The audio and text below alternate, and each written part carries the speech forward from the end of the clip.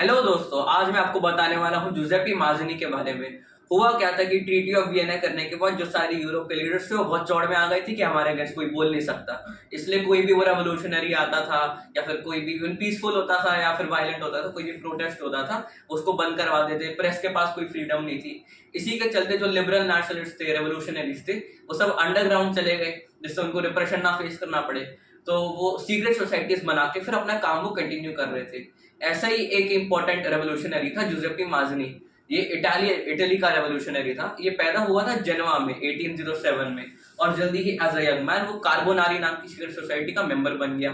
फिर जब वो बस 24 साल का था, मतलब 1831 में, उसको एग्जाइल कर दिया गया था क्योंकि उसने लाइगोरिया में रेवोल्यूशन करने की कोशिश करी। फिर उसने क्या किया कि मार्सेल्स में जाके उसने यंग इटली नाम की एक और सीक्रेट सोसाइटी फाइंड कर दी। मार्सेल्स मतलब MARSEILLES।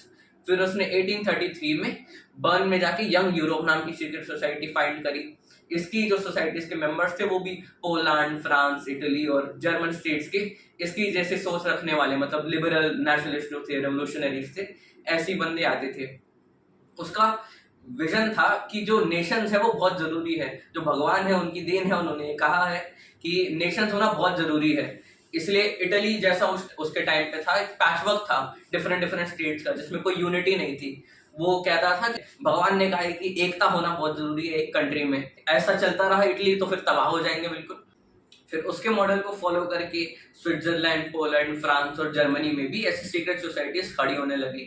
उसका जो विजन था डेमोक्रेटिक रिपब्लिक्स का, और उसका रिलेंटलेस ऑपोजिशन था, मतलब उसको एक्साइल करने के बाद भी वो रुका नहीं। उसने उल्टा दो और सीक्रेट सोसाइटीज खोल दी थी।